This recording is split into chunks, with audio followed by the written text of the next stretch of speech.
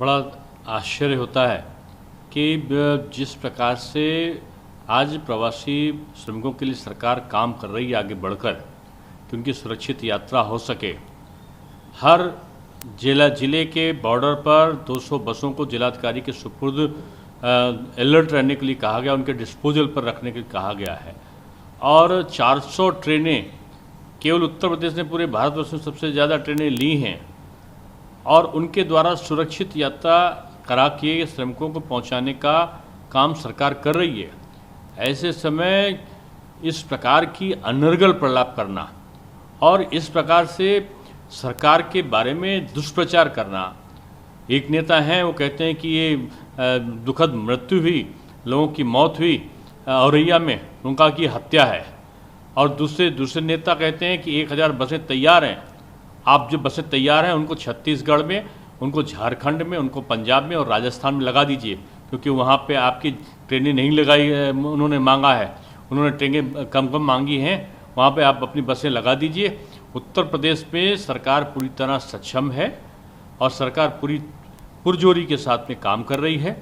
सरकार ने सभी जिलाधिकारियों को निर्देश दे दिया है कि असुरक्षित जो विभिन्न प्रकार की यात्राएं कर रहे हैं उनको रोका जाए और सरकार बसों के द्वारा, ट्रेन के द्वारा उनकी सुरक्षित यात्रा को सुनिश्चित करे।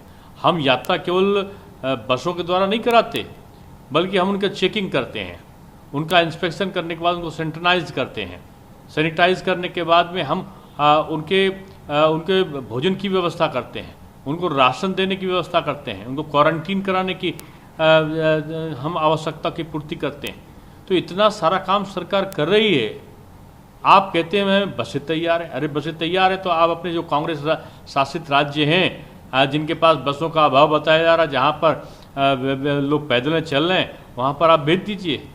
यहाँ तो पूरा इंतजाम योगी जी ने कर रखा है उत्तर प्रदेश में। यहाँ किसी चीज़ की कमी नहीं है।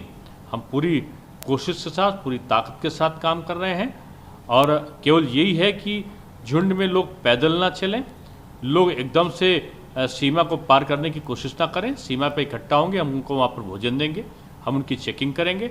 चेकिंग करने के बाद उनको बसों से सुरक्षित यात्रा उनकी हम करेंगे और उनको क्वारंटीन कराने की हम व्यवस्था करेंगे, उनको राशन पानी देने की हम व्यवस्था करेंगे। इसलिए ये एक आसान चीज़ नहीं है कि प्रवासी भारत आए और आपने बस से उठाया और उनको छोड़ दिया।